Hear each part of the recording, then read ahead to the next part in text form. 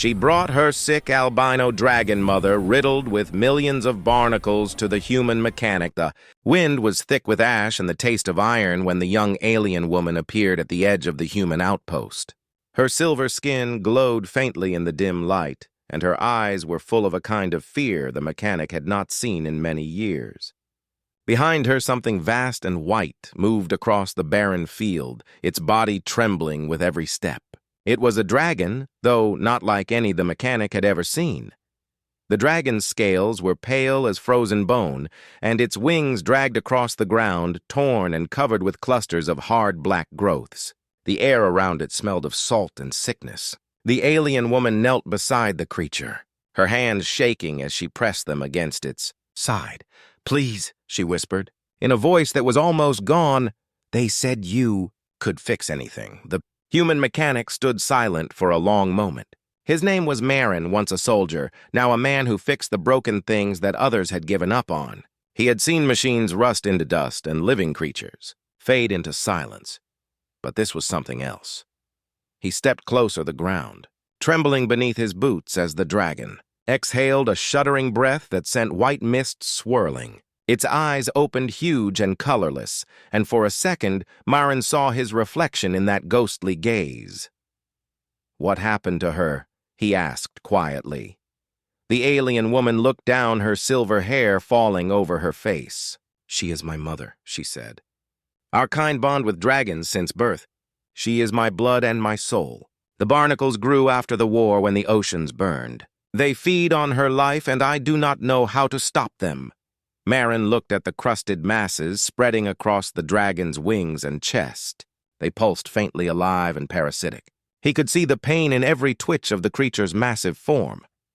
"You brought her a long way," he said. "I would have carried her myself if I had to," she said, her voice breaking. "No healer from my world would touch her. They called her cursed." Marin knelt beside the dragon, placing a hand on one of the barnacles. It was warm, throbbing with a strange rhythm, almost mechanical. He pulled a small scanner from his belt and passed it over the growths. The device flickered and gave off a low hum. The readings made his brow tighten. "These aren't natural," he said. "They're engineered organisms. Someone made these." The alien woman's eyes widened. "Engineered," she repeated softly. "Bioweapons maybe from the old conflict. They burrow into living tissue, drain energy, and multiply. Can you save her?" she asked, almost pleading.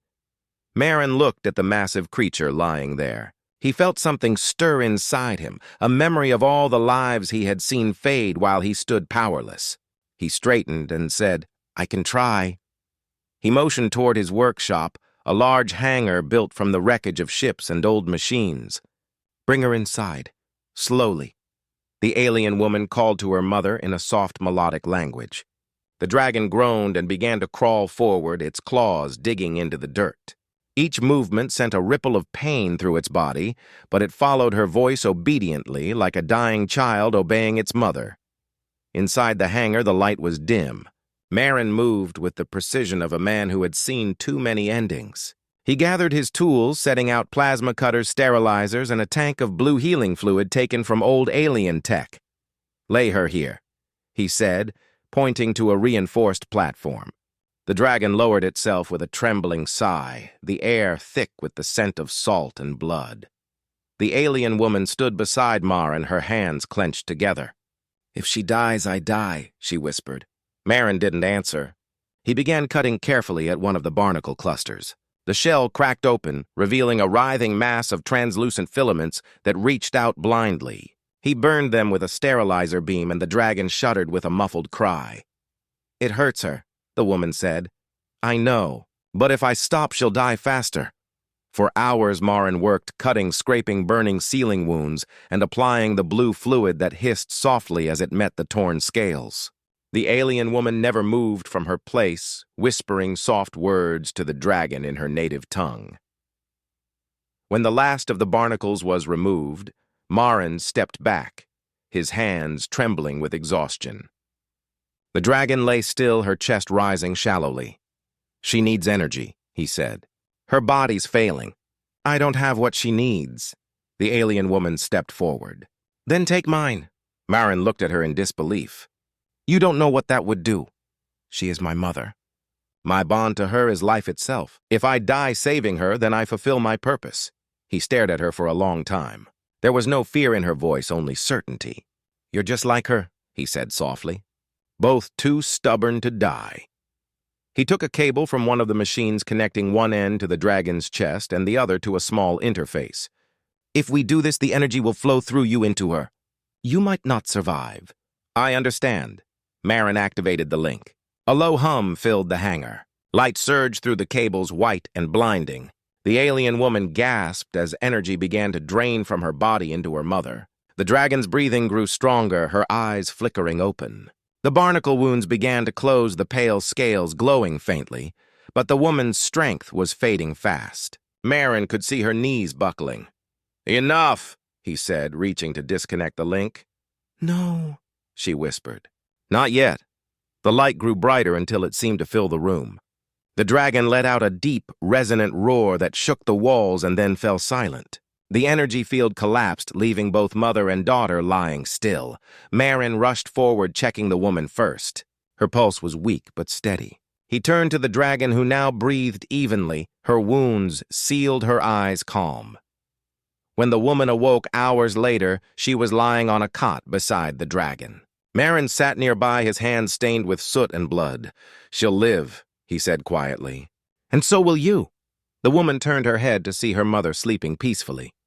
Tears filled her silver eyes. "You saved her," she whispered. "No," Marin said. "You did." Days passed. The dragon slowly regained her strength, her wings stretching again under the warm light of the hangar. The barnacles never returned. The woman often sat beside her, singing the ancient songs of her people. One evening, as the sun burned red over the wasteland, she approached Marin, where he was repairing an old drone. "My mother wishes to thank you herself," she said. Marin looked up as the massive albino dragon lowered her head toward him. Her voice, when it came, was deep and soft, resonating inside his chest. "Human mechanic, you have done what no healer could. You restored my life and that of my daughter. We are bound to you now." Marin bowed his head, unsure what to say. "You owe me nothing," he replied. The dragon's luminous eyes regarded him. "You have given life where death had claimed it. That debt cannot be measured in words." The alien woman stepped closer, smiling faintly. "My mother says she will carry you wherever you wish to go. No place will be too far for her wings." Marin looked at them both, and for the first time in years he felt something like hope. The outpost, the endless silence, the machines all faded into the background. "Then take me where the sky is still blue," he said softly. The dragon lowered.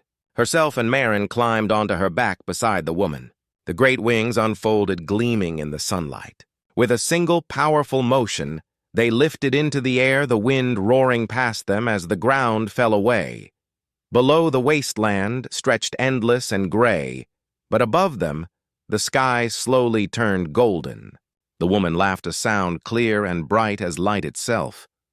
As they soared higher, Marin felt the old scars in his heart begin to fade. He looked at the albino dragon, her scales shining like stars, and thought of how strange life was, that a dying creature could bring him back to life just by needing him. The woman turned to him, her eyes full of warmth. "She says you are part of us now," she said. Marin smiled. "Then I'll keep fixing what breaks, even if it's the sky itself." The dragon roared again, wings beating against the wind as they disappeared into the horizon, where the clouds glowed like fire and the world seemed new again.